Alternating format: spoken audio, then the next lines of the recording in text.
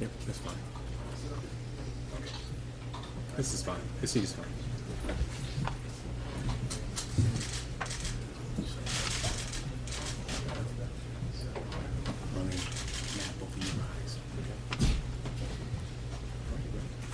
Okay, we're here in East Cleveland's Court on case 13 CRA 00985. The City of East Cleveland versus Michael Madison. Could you please stand up, sir?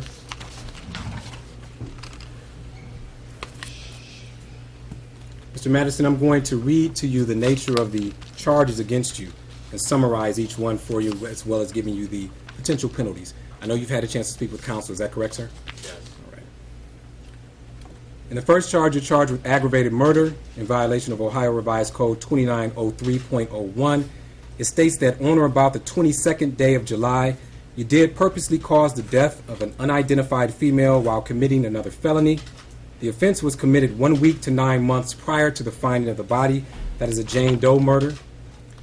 The second murder is the same date, on or about the 22nd day of July. Michael Madison did purposely cause the death of an Angela Deskins while committing another felony. The offense was committed 3 weeks or a few weeks prior to the finding of the body. And then there's a third murder charge. On or about the 22nd day of July, Michael Madison did purposely cause the death of an unidentified female while committing another felony. The offense was committed 1 week to 1 month prior to the finding of the body. All of those are felonies of the first degree because they are aggravated murder. They are punishable by a possible death or life in prison and a $100,000 fine. Do you understand that? Yes. There are also 3 additional charges of kidnapping. The complaint states that on or about the 19th day of July, Michael Madison did knowingly force, threat, or deception, use of deception, restrain Angela Deskins of her liberty with a purpose to terrorize, inflict serious physical harm, and purposely cause the death of Angela Deskins. This offense was committed weeks prior to finding the body. That is kidnapping. That's a felony of the first degree.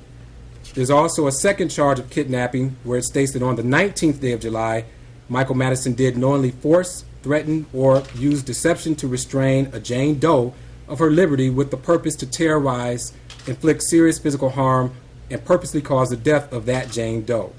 This offense was committed 1 week to 1 month prior to the finding of a body. And then there's a third charge of kidnapping stating that on or about the 19th day of July, Michael Madison did knowingly force, threaten, or use deception to restrain a Jane Doe of her liberty with the purpose to terrorize, inflict serious physical harm, and purposely cause the death of that Jane Doe. This offense was committed 1 week to 9 months prior to the finding of the body. Those are felonies of the first degree, punishable by up to 3, 4, 5, 6, 7, 8, 9, or 10 years in prison, and up to a $25,000 fine for each one. You understand that? Yes. Mr. Madison, you have the right to counsel, and obviously you've had a chance to speak with counsel now. According to the criminal rules in Ohio, if you cannot afford an attorney, we will make sure that one is provided to you at no cost to you. I must also advise you that other than just acknowledging what I've read to you, you need not make any statements, because any statement that you make could be used against you. Also, with this being a felony, your case will not be heard in this particular court. What will happen is you have an automatic right to a preliminary hearing. At that preliminary hearing, the prosecution must prove that an offense was committed and that you're likely the person who committed it. It's not to determine your guilt or innocence. That can take place in this court if that's your desire. And if that is your desire, we will set a date for that particular hearing. But you can also waive that hearing, and that's why we've given you the assistance of counsel to make that decision. Keep in mind, if the prosecution is unable to establish either of the above elements, that an offense was committed and that you're likely the person who committed it, the charges would be dismissed against you. However, the prosecutors may also take this directly to the grand jury.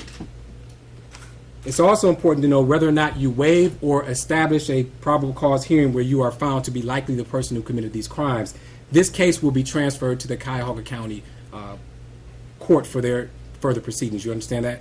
Because it will not take place here, so you'll go down to Cuyahoga County. And also, it's important to know that because this is a felony, you don't have to enter a plea at this time. The only question that I need to have answered is whether or not you would like to have a preliminary hearing.